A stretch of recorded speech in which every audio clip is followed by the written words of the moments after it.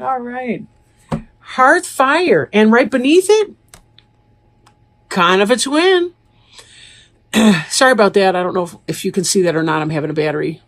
Holy. 8 of Wands, 6 of Wands. Hearthfire. These are at the bottom of the deck. Hearthfire is about family, kith, kin, everything centered around the fireplace, right? Perfect time of year for that. And we have the harvest. So that's our Thanksgiving. So a lot of you guys are family issues, love issues, reaping what you've sown, bringing in that harvest time. And oh my gosh, look at this one too. We got celebration. Holy crap. Celebration. You guys are having such a fun time with Thanksgiving. Fun. Breath of life. This is a new idea, a new thought, a new communication coming in. Something is moving. Something's coming in fast for you. And I have a feeling that you're going to like it because our next card here, we've got fulfillment. 3 of Wands is something passionate. This is about, if you've had any medical issues, this is about healing. If you have launched a project, this is about something coming in. Your ships are coming in. They're on the way. This is about all kinds of wonderful things. 3 is such a solid foundational number, right? There's a lot of cards in here that indicate that some of you single cancers may be experiencing a relationship that's been coming up. We'll have to see kind of how that plays out, right? We do have coming up here the Hermit card. That's not necessarily a bad thing, though. With the winter, that's kind of the way that it goes. And this card has associations with the Feast of St. Stephen, who's in December. So this card is about going within. It's about taking time to yourself, wisdom, studying, learning things, following your own path and being alone, being single until you absolutely meet the person that you don't want to be single anymore for. But this is all about new beginnings, right? Figuring out who you are and where you want to go. Like, let's look at this next. The 2 of Cups attraction. It could be that that's what's breathing some new life into you. There's an attraction that you're having for somebody else. And 2 of Cups is a great harbinger, whatever. But it's a love. It's about you fill up your cup. Somebody fills up their cup. Both of you filling up each other's cup. This is soulmate attraction, right? Romance. Passionate, loving romance. Beautiful card. I want to point out as well the Page of Cups that we have coming in. Kingfisher, this is about new offer of love, and it ties right back with our 2 of Cups and our passion in the Ace of Arrows, our new communication coming in. Both the Page of Cups and the Ace of Arrows are communication coming in. This is a tangible offer of something. This Kingfisher's offering love. And the legend of the Kingfisher is about someone who loved his woman so much that he did not want to let her go, even though there was parental pressure to avoid that. But this attraction here, the soulmate relationship, happy, joy in love, lots of joy in love. This Sun, wish fulfillment. Happiest card in the deck. Bright, sunshine, manifestation, birth of something new, lots of energy, masculine energy. In fact, we've got this King of Wands here, and King of Wands, adder. This is another good symbol of healing, although this can be something of a dominant struggle, but this is about a fire sign like an Aries, Leo, or Sagittarius coming in. We see double with the Leo because the Sun card is the planetary ruler. The Sun is the planetary ruler of Leo. And then our 3 of Wands card with the fulfillment. And again, we got the double caduceus. So people with healing issues, you're going to be feeling so much better. Try not to overstuff though with the bird. But this energy here, again, we've got this powerful fire energy coming in. This is passion. This is hot sex. I am envious. Okay. I may or may not be kidding. I'm going to let you fill in that blank. Then we have the waters of life represented by our Ace of Cups. So we have the 2 of Cups, attraction. We've got the Ace of Cups in the waters of life. Ace of Cups is filling your own cup up first and then allowing it to overflow and to spill over and benefit someone else. These guys are filling up each other's cup, but they're filling up each other, their self first. It's always necessary for the healthiest relationships to be sure that you're taking care of numero uno, right? Numero uno. Ace of Cups is about the beginning of a new love coming in. This also ties in with the Page of Cups. So if you have been wanting a new romantic relationship, this is the reading you've been waiting for. Even Nine of Arrows here. We've got the dedication card. Nine of Arrows, air sign. This is someone playing playing the bow and arrow like a musical instrument. This is about dedicating yourself to a higher purpose. Now, we saw this attraction energy and this getting together with your King of Wands. Doesn't have to literally be a fire sign, but it's somebody operating in that energy. Lots of joy, lots of love, satisfaction, fulfillment, what you've been wanting coming in. Even though we do see the Hermit card and the waters of life, which could be about self-care and self-love coming in, and dedication, making sure that it's what you want. I think some of you, in spite of your excitement about this person, may be very careful to go slow. Make sure that it's actually what you want and that you're not losing yourself in the we of it all. And that's a very, very important, very smart thing to be. But basically, and we can tie this all back here. We've got this energy of home and hearth fire. For those of you that may be finding new love, you've already got family. You have family, you have a feast coming, and you've got a celebration of that.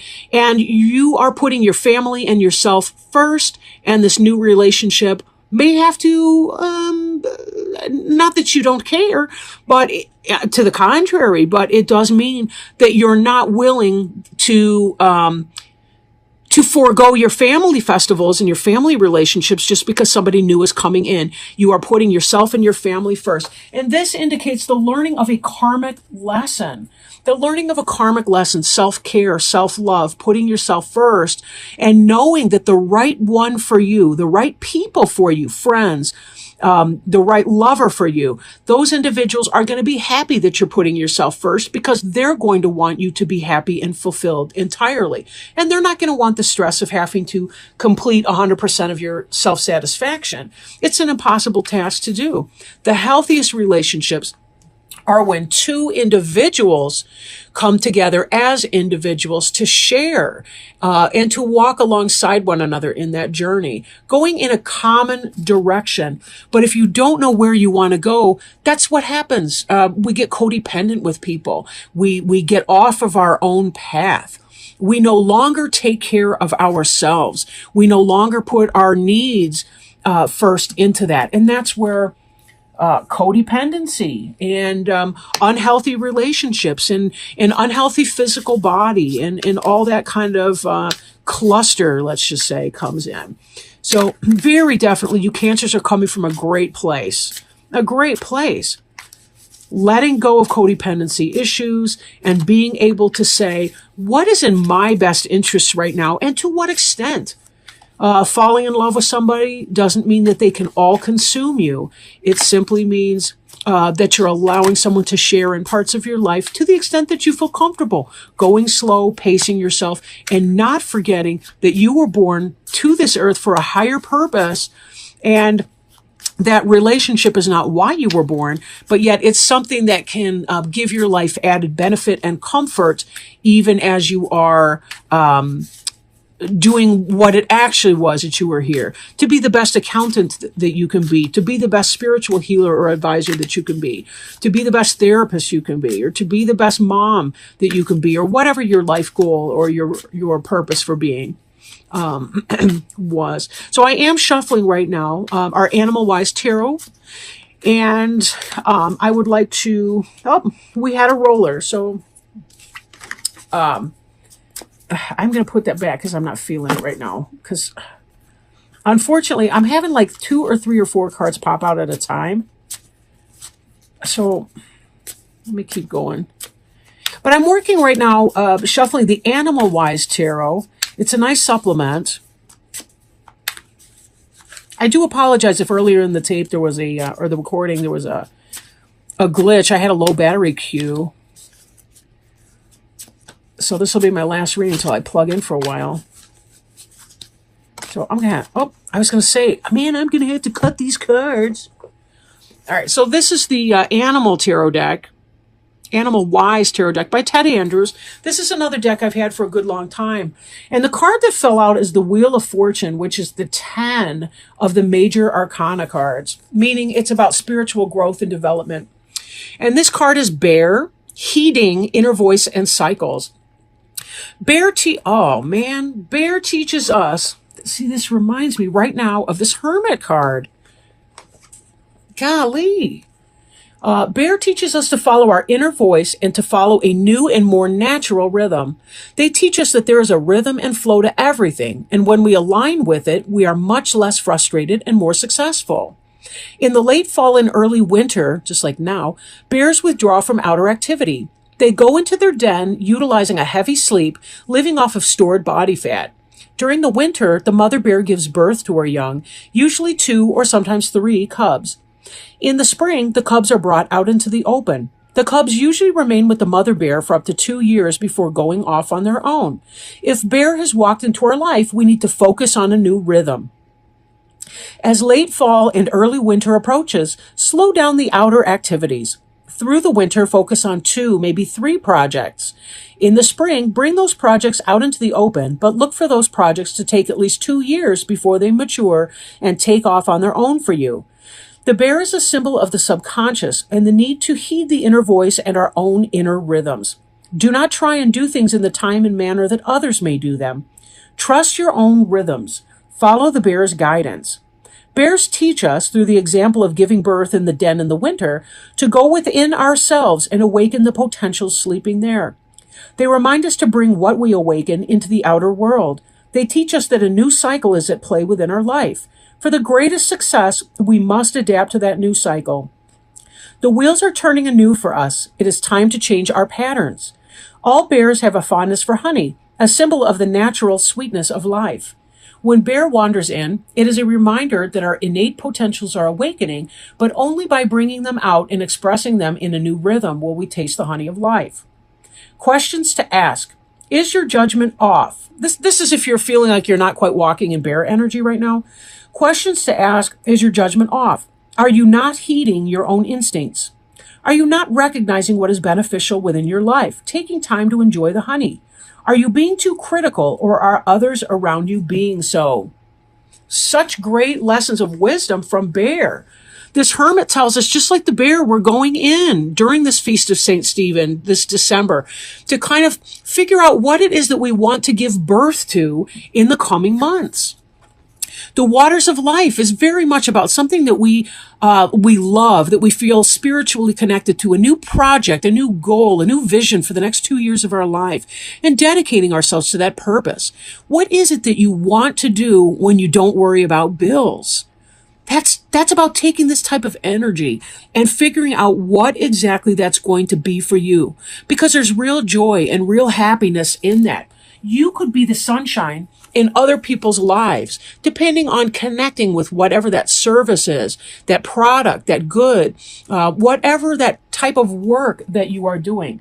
One of the best things we can do for ourselves is to identify what our spiritual purpose is, to find a work that makes us feel joyful and happy in doing it. That's when we know that we're resonating with our true purpose in our best self. That is how we can shed some light into the darkness and discover what it is that we really, really want to be doing, what resonates for us. So bear that in mind. Oh my gosh, I didn't mean to pun on the word bear, but here it is, bear with us in mind. And you may find yourself having an amazing spring and summer coming up because you have a renewed vision for what you need to do. Even if you already love what you're doing, this could be about the time of taking it to the next level, identifying the steps, identifying the things that you want to do to be able to take it to that next level. Well, with that, I will stop. I don't want to... I think that's plenty at this point for this reading. It felt really, really good, like it was resonating in here from a spiritual source level. And I hope that you feel the same way about that. I hope that this helps to bring some enlightenment, some wisdom for you